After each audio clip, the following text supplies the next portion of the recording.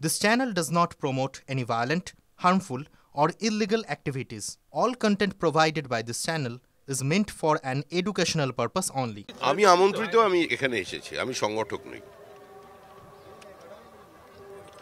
ভারতবর্ষের মাটিতে, শ্রীকৃষ্ণের মাটিতে গীতা পাঠ হবে, এ তো স্বাভাবিক ব্যাপার। এখন তার জন্য সংঘবদ্ধ হতে হচ্ছে মানুষকে, আর বিভিন্ন সমালোচনার সম্মুখীন হতে হচ্ছে। এটাই প্রমাণ করছে এই মুহূর্তে পশ্চিমবঙ্গের অবস্থা কোথায় এসে পৌঁছেছে। একদিকে হুঙ্কার চলেছে বাবরি মসজিদ হবে, রাজ্য সরকারের অনুমোদনে কালকে আমরা দেখতে পেলাম কিছু ধর্মান্ধ মানুষ ওই বিফ বিরিয়ানির আসর বসালো, মাথায় ইট নিয়ে পৌঁছে গেল, আর পুলিশ নির্বিকারভাবে তাকিয়ে থাকলো। অর্থাৎ যে বাবরি মসজিদকে কেন্দ্র করে সারা ভারতবর্ষের রাজনীতি উত্তাল হয়ে উঠেছে, দল মত নির্বিশেষে মানুষ যেখানে অংশগ্রহণ করেছে, আবার সেই বিদেশি আক্রমণকারীদের, কিছু লুটেরাদের, কিছু লম্পটদের আজকে ভারতবর্ষে প্রতিষ্ঠিত করবার পুনরায় চেষ্টা চলেছে। বাবরের সমাধিটাও পর্যন্ত এদেশে নেই, তো এদেশের মানুষ ছিল না। এত মানুষকে খুন করা, অসংখ্য মন্দির ধ্বংস করবার পরে বলেছিল আমার মৃতদেহটা যেন সামারখাতে কবর দেওয়া হয়, সেখানে একটা ফুল দিতেও কেউ যায় না। আর পশ্চিমবঙ্গে এখন এই বাবরের শাসন চলছে রাজ্যে।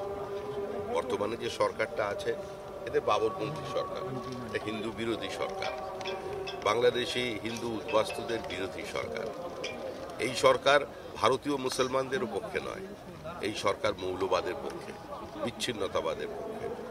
এই সরকারের যিনি মুখ্যমন্ত্রী, তিনি এবং তার দল মনে করছেন পশ্চিমবঙ্গটা একটা পৃথক দেশ এবং তিনি তার প্রধানমন্ত্রী।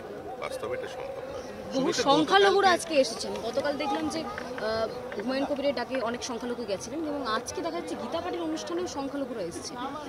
পৃথিবীর শ্রেষ্ঠতম দর্শন যদি কেউ থাকে, সমস্ত দর্শনের এইটাকে স্থান দেওয়া হয়েছে, এবং এই মুহূর্তে গোটা বিশ্ব যার অস্তিত্বকে মেনে নিয়েছে। শ্রীমদ্ ভগবত গীতা, সেখানে হিন্দু মুসলমানের কোনো ব্যাপার নেই। যিনি গীতা রচনা করেছিলেন, তিনি কি ভেবেছিলেন যে গীতা নিয়েও রাজনীতি করা সম্ভব, সেটাকেও কেউ আক্রমণ করবে?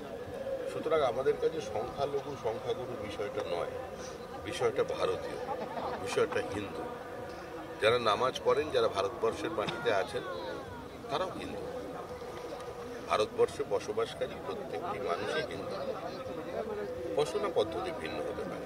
আমার কাছে তো কোনো টিয়া পাখির খাঁচা নেই, আর আমি কোনো ভবিষ্যৎ দ্রষ্টা নই। আমি এটুকুনি বলতে পারি, পশ্চিমবঙ্গের মানুষ মনস্থির করে ফেলেছে যে তারা তৃণমূল কংগ্রেসের বিসর্জন দেবে। তৃণমূল যাচ্ছে, তৃণমূল চলে যাবে, তৃণমূলকে কেউ রোধ করতে পারবে না। মানুষ ঠিক করে নিয়েছে যে এই তৃণমূল নামক এই অভিশাপ যেটা এসেছে এখন আমাদের পশ্চিমবঙ্গে, সেটা থেকে তারা মুক্তি চাইবে। তৃণমূল কংগ্রেস বলছে যে সংগঠনের একটা অনুষ্ঠান, সেই অনুষ্ঠানকে তৃণমূল বারবার বলছে যে সেটা থেকে বিজেপি বারংবার সেটা রাজনৈতিক ফায়দা তুলতে চাইছে। যা খুশি ওরা বলে করার চেষ্টা করছে, যা খুশি ওরা বলে বলুক, ওদের কথায় কি এসে যায়। আমরা গীতার পক্ষে, আমরা ভারতীয় সংস্কৃতির পক্ষে, বহমানতার পক্ষে, আমরা হিন্দু নামক এই বহুত্ববাদের পক্ষে, আমরা বাবরের পক্ষে নই।